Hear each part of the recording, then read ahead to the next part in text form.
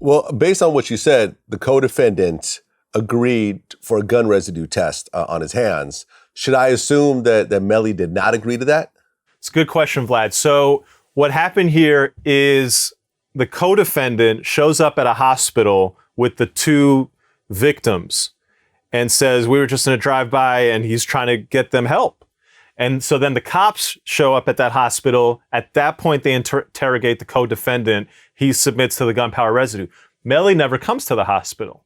Instead, according to Melly, at some point after the car left the studio, he got out of that car and got into another car because they were just going to different places.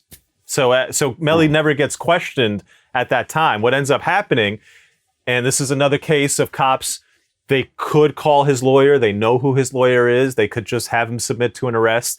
But instead, they let a warrant go out and they try to pick him up. The reason why cops do this is if I tell you I'm coming to get you, you obviously don't have anything illegal on or around you when I come to get you. If I don't tell you that I'm coming to get you, I'm hoping that when I come, I have an arrest warrant and I'm going to be able to search you and I'm going to be able to search the vicinity of you.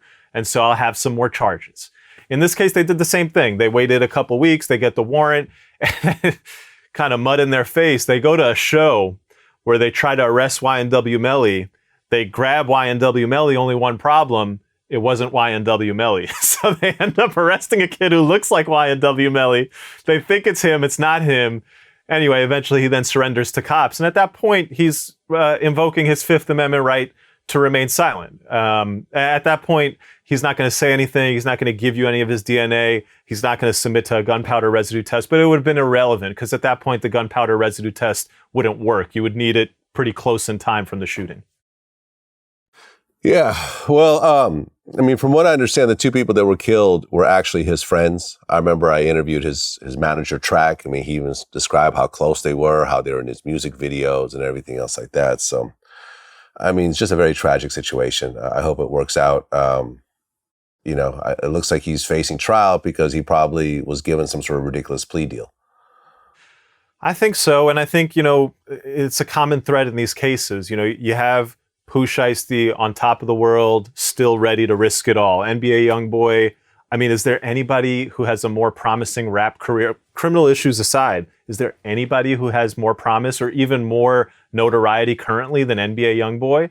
And he's still out there in the streets of Louisiana shooting videos with guns. And now you got this guy, Melly, where, he was trending, he was buzzing, and he's in and around these situations. I don't think our criminal justice system understands the lens through which a lot of these guys see the world. I don't think they understand their circumstances. I don't think they understand their environment. I think if they did, we wouldn't get shit like Operation Never Free Again. We wouldn't get shit like holds from a California court when a New Orleans court looked at everything and said, it's okay, let this guy out.